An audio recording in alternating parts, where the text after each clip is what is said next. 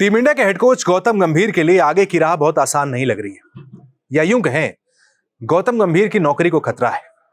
जिस तरीके का प्रदर्शन हमने इंग्लैंड में देखा, जिस तरीके का प्रदर्शन आयरलैंड में देखा, T20 सीरीज में हमारी टीम क्लीन स्वीप हो गई, टेस्ट क्रिकेट में हालात खराब है, वनडे सीरीज हम इंग्लैंड से हार चुके हैं, इसके पहले न्यूजीलैंड से अपने घर में वनडे सीरीज हार गए थे।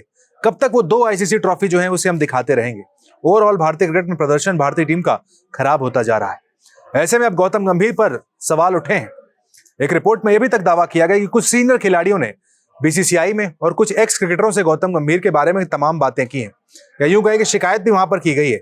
वो गौतम गंभीर की कोचिंग स्टाइल से खुश नहीं है, इसीलिए उनकी वहां पर एक तरीके से शिकायत की गई। ऐसे में अब गौतम गंभीर के लिए जो श्रीलंका का दौरा है ना, काफी अहम होने वाला है, क्योंकि यहां अगर आप हारे, आपकी WTC की उम्मीदें पूरी तरीके से खत्म हो जाएंगी। जो सपना आप WTC का देख रहे हैं वो सपना टूट जाएगा। ऐसे में अगर आप यहां हारे, गौतम गंभीर आगे किस तरीके से जाएंगे? बेशक उनका कॉन्ट्रैक्ट 2027 तक का है, वनडे वर्ल्ड कप तक का है, लेकिन सवाल हमेशा वही होते रहे कि टेस्ट क्रिकेट में क्या स्प्लिट कोचिंग की जरूरत है। जब से गौतम गंभीर टेस्ट क्रिकेट में कोच बने, अचीवमेंट के नाम पर आपके पास दिखाने के लिए सिर्फ वो इंग्लैंड की सीरीज है जो आप ड्रॉ करा कर आए थे, जीते नहीं थे। हालांकि जश्न तो वर्ल्ड कप जीतने से ज्यादा था, क्योंकि हमने वहां पर सीरीज ड्रॉ कराई थी, बड़ी बात थी, 2-2 से हम सीरीज ड्रॉ करा कर आए थे। लेकिन जीत के नाम पर आपके पास क्या है? वो अफगानिस्तान का टेस्ट मैच, वो बांग्लादेश से जीता हुआ टेस्ट मैच, ये है।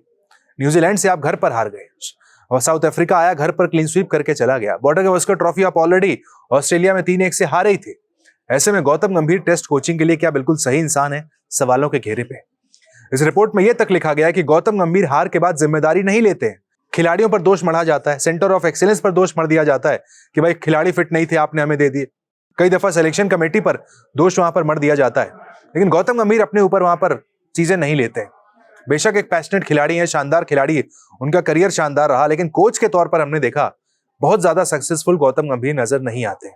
फिर वही बात आती है 2 ICC ट्रॉफी की, जो गौतम गंभीर कई बार खुद प्रेस कॉन्फ्रेंस में कहते हैं, मैं वही कोच हूं जिसने चैंपियंस ट्रॉफी दिलाई थी, मैं वही कोच हूं जिसने T20 वर्ल्ड कप दिलाया था।